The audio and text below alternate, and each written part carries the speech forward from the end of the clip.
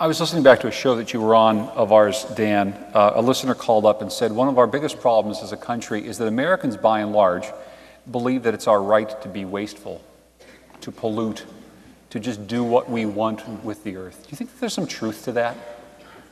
Majora? Oh, absolutely. I mean, it's very much a disposable culture. I mean, we have this image that away actually exists. You know, you flush something away, you know, things go down the drain. It's like, really? No, they end up in somebody's neighborhood. And, that's just how it works.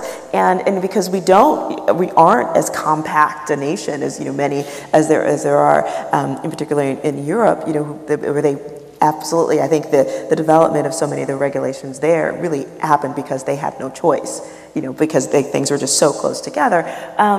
You know, we don't really have that. And I think that's really where also environmental equality comes through because, you know, there is no such thing as a way.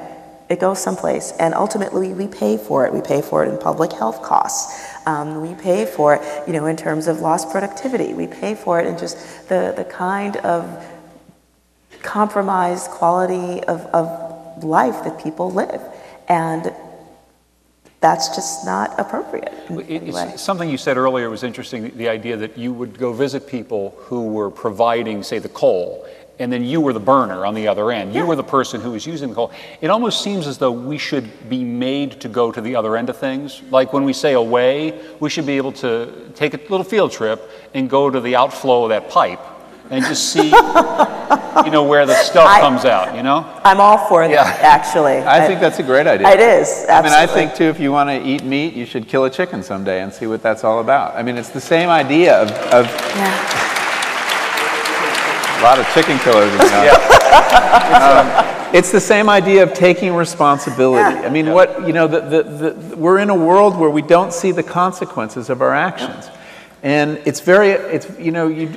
kids don't understand that chicken nuggets come from chickens and that shrink wrapped, they don't. I can tell you stories. And that shrink wrapped steak was once an animal. And we need to reconnect to these supply chains, these food chains.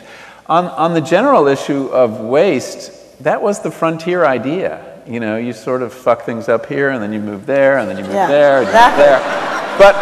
But it's over, and I think that's what we're dealing with, is the fact that now we can't hide from the consequences.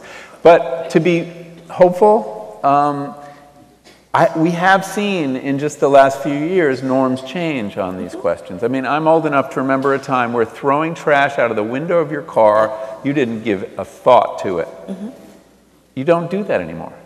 And we will get to a point where driving an SUV or having a 24-ounce steak will be outrageous to human conscience too.